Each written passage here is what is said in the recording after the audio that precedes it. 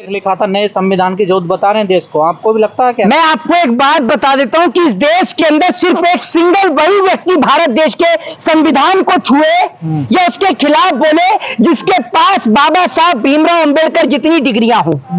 30 से ज्यादा एक क्लास डिग्रियां लेकर आने वाले बाबा साहब भीमराव अंबेडकर, जिनको उनकी यूनिवर्सिटी लिखती है कि एक ऐसा महान व्यक्ति, ये हमारे लिए गर्व की बात है कि एक ऐसा महान व्यक्ति जो हमारी यूनिवर्सिटी से पढ़कर निकला है। आप सोचिए कि जिनको कहा जाता था ऊंच नीच, दलित, जिनको कहा जाता पिछड़े, उन्होंने इस देश के संविधान को लिखकर दिखाया कि हमारे पास क्या ताकत है, हमारे पास क्या पावर है। आज इस संविधान की बदौलत मैं यहां पर बोल पा रहा हूं और आप यहां पर सवाल पूछ पा रहे हैं। अगर भारत देश का संविधान नहीं होगा तो ये याद रखिएगा कि ये देश आजाद होते हुए भी गुलाम हो जाएगा। अगर देश में रहकर आज लोग थोड़ा बहुत बोल लेते हैं तो वो सिर्फ भारतीय संविधान की देन है। समय समय पे चीजें बदलती हैं ना। ये आप क्या समझ रहे हैं आरएसएस वालों की चड्डी है कि चड्डी से फुल पैंट पे आ जाएंगे? क्या समझ रहे हैं आप? ये भारत देश का संविधान है, आरएसएस का निक्कर नहीं कि समय के साथ साथ फुल पैंट पर आ गया। ये भारत देश का संविधान है।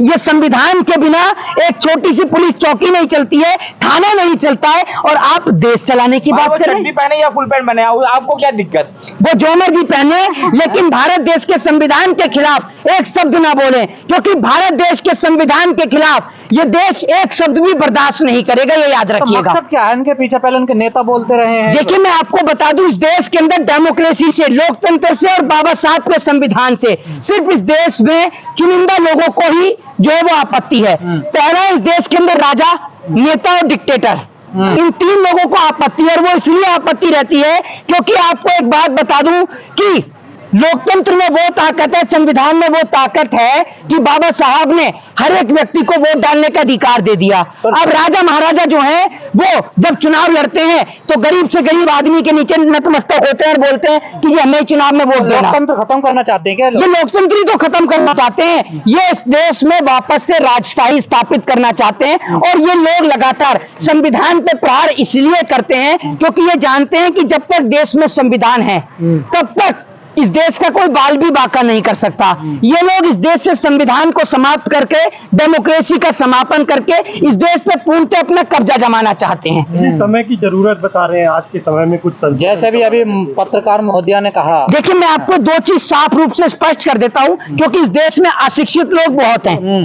दो चीज साफ रूप से स्पष्ट कर देता हूं कि संविधान में संशोधन करना और संविधान को बदलना, दोनों में जमीन आसमान का अंतर है। इस देश की जो है क्या कहते हैं, पार्लियामेंट के पास राइट है, संसद के पास राइट है संविधान में संशोधन करने का, न कि संविधान को बदलने का।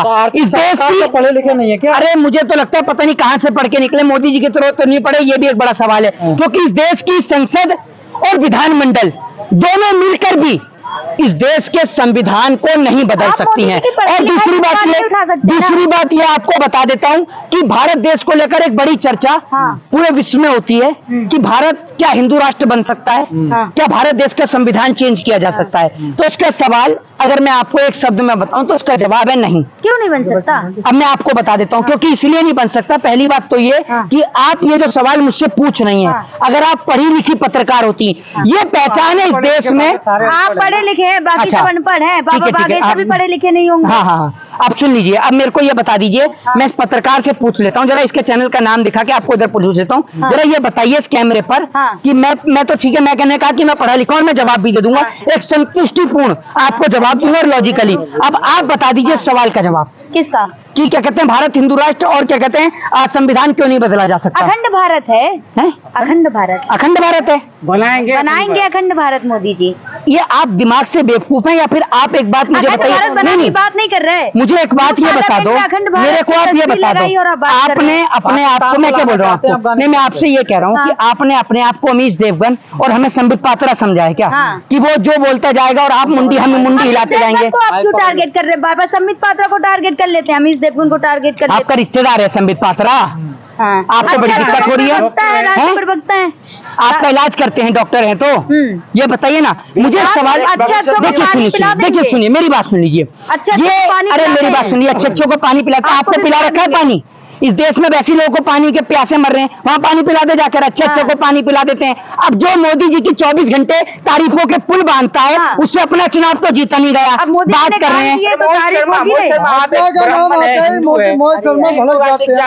अब सुन लीजिए, अब मेरी बात सुन लीजिए, तर्क भरा जवाब सुन लीजिए, चिल्लाइए मत, क्योंकि मैं जानता हूं कि यहाँ पर नाम आता है मोहित शर्मा भड़क जाते हैं, ऐसा क्यों? मेरी बात सुन लीजिए, मैं जानता हूं कि, सुन लीजिए, मैं इस देश की जनता को उसका एक तर्क भरा जवाब देना चाहता हूं, ठीक है? क्योंकि यहाँ पर आप पत्रकार माइक ला के तो खड़े हुए, लेकिन मैं इतना समझ गया कि आप अनपढ़, जाहिल और गवार हैं। आप पढ़े लिखे नहीं, अशिक्षित हैं। तो आप सीधे पत्रकार तो आप सवाल का जवाब दे दो, सवाल का आप जवाब दे दो कि भारत का, इनसे पूछ लो, ये बता, आज ये बता देंगी, आप ही बताओ कि क्या है अखंड भारत, बताइए ना। पीछे व्यक्ति है, इनके पास इतनी हिम्मत नहीं कि सामने आके जवाब दें। मोदी जी ने फोटो लगाया तो है, मोदी जी ने फोटो लगाया तो है नहीं पार्लियामेंट में। मेरी बात सुनिए, पहले मेरे को एक सवाल का जवाब दे दीजिए कि भारत क्यों नहीं बन सकता। मैं आपको उसके पीछे रीजन बता देता हूँ। भारत देश की संसद के पास में सिर्फ संविधान में संशोधन करने का राइट है, ठीक है जी। भारत देश की संसद कभी भी संविधान को बदल नहीं सकती है, ठीक है जी। दूसरी बात यह कि संसद और विधानमंडल दोनों मिलकर भी, यानी जो विधानमंडल है, जानते हैं विधानमंडल क्या होता है? क्या होता है आप बताएं। इन्हें नहीं पता, यही नहीं पता विधानमंडल क्या होता है। इन्हें ये होती है, एक मिनट, विधानसभा होती है। एक मिनट, मुझे 15 लाख देने का वादा किसने किया था? जुमला था, बता तो दिया। किसने किया था? किसने किया था? मोदी जी ने कहा था। देखो, इनको ये पता है 15 लाख देने का वादा किसने किया था, लेकिन इन्हें ये नहीं पता कि विधानमंडल क्या है। क्योंकि मोदी जी क्या करते हैं, क्या खाते हैं, क्या पीते हैं और किस टाइम पे बाथरूम जाते हैं, ये बात उनके लोगों को नहीं पता होगी, लेकिन देश की दलाल मीडिया को पता है। अब सुन लीजिए इसका जवाब। तो इस देश के अंदर हिंदू राष्ट्र भारत क्यों नहीं बन सकता? संविधान पीठ, सुप्रीम कोर्ट की एक बड़ी बेंच जो है इस बात को लेकर एक निष्पक्ष फैसला सुना चुकी है कि भारत एक धर्मनिरपेक्ष देश है, एक सेकुलर कंट्री है, और पार्लियामेंट यानी संसद जो है वो संविधान में संशोधन कर सकती है, कभी बदल नहीं सकती है। इसीलिए भारत एक सेकुलर कंट्री यानी लोकतांत्रिक देश था, है और रहेगा, और कभी हिंदू राष्ट्र नहीं बन सकता। बाबा बागेश्वर सही कहते हैं कि धर्म से राजनीति चलती है। भस्म कर देंगे बाबा। रुको ना, धर्म से राजनीति चलती है, बागेश्वर बाबा कह रहे हैं। धर्म से राजनीति चलती कैसे? बाबा बागेश्वर का कहना है। मेरी बात सुन लीजिए, धर्म से मंदिर चलता है, धर्म से राजनीति नहीं चलती है। और इस देश में हमारे भगवान किसी की राजनीति के लिए नहीं बने। जिसको राजनीति करनी है राजनीति में आए, धर्म के साथ राजनीति ना करे, याद रखिए। कह रहे हैं कि नहीं चलती, लेकिन राम मंदिर जब बनने की बात हुई थी तो वोट तुम राम मंदिर के नाम पे मांगे गए। राम मंदिर मोदी ने बनाया है, ये बता दो आज आप मुझे। हैं? मोदी और योगी जी ने, मोदी और योगी जी ने बनाया है। अब समझ में आ गया मुझे कि ये जो कहते हैं कि मोदी 18 घंटे काम करते हैं, मुझे लगता है कि मोदी 18 घंटे मजदूरी राम मंदिर में ही कर रहे हैं। वही कर रहे हैं मजदूरी। मोदी जी ने कैसे राम मंदिर बना दिया? राम मंदिर तो सुप्रीम कोर्ट ने बनाया। 70 साल में नहीं बना, मोदी जी के आते ही बनने लगा। अच्छा, मोदी जी के आते ही बनने लगा। मोदी जी इतने अच्छे हैं, प्रधानमंत्री हैं। अच्छा, तो हमने क्या समझा? हमने क्या चपरासी बोल रहे थे इतने दिन से? हमें भी पता प्रधानमंत्री हैं। तरीके से एक मुस्लिम सांसद दानिश अली को बीजेपी के सांसद की तरफ से अभद्र भाषा का इस्तेमाल किया गया, उनको मुल्ला, कठुआ और न जाने आतंकवादी कहा गया। देखिए, आपको एक बात बताता हूँ, भारतीय जनता पार्टी की भाषा यही है, और भारतीय जनता पार्टी महिलाओं को 33% आरक्षण दिलाने चली है। ये तो देख लीजिए कि आपकी पार्टी के नेता बात किस तरीके से करते हैं, और आपकी पार्टी के नेताओं की भाषा शैली इतनी खराब है। और 33% आरक्षण से मुझे एक चीज याद आई कि 33% आरक्षण उन्हें भी मिलेगा क्या? कि जो लोग महिलाओं की आईडियां बनाकर बैठे हुए हैं, क्योंकि भारतीय जनता पार्टी की आईडी चलाने वाले ज्यादातर लोग जो हैं वो महिलाओं के नाम से आईडी ऑपरेट करते हैं, तो क्या इन्हें भी आरक्षण मिलेगा 33%? जरा ये तो बताइए। दूसरी बात ये कि जिस तरीके से रमेश बिदूरी जो हैं, उन्होंने अपनी टिकट लेने के लिए एक बायोडाटा पेश किया है पार्लियामेंट के अंदर।